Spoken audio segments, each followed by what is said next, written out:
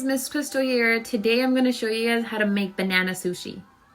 Don't run away, you guys. It's not like rice and banana. I promise it's going to be really good and it's fun to make because you would never think that these ingredients would make sushi out of banana.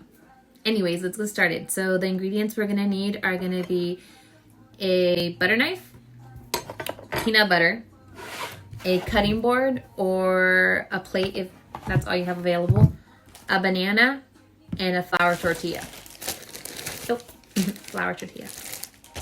So the first step is to put some peanut butter all over your tortilla. Once you do that, it should look like this. Now we're going to add the whole banana. Once you add the banana, it should look like this. And now we're going to roll it inward.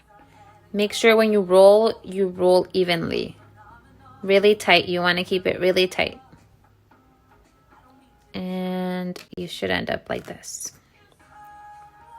And now with the butter knife, you are going to cut little pieces. And once you're done, you just organize them however you like.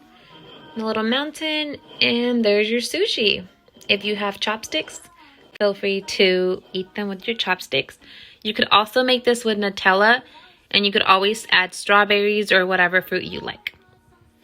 Hope you guys enjoyed. Bye.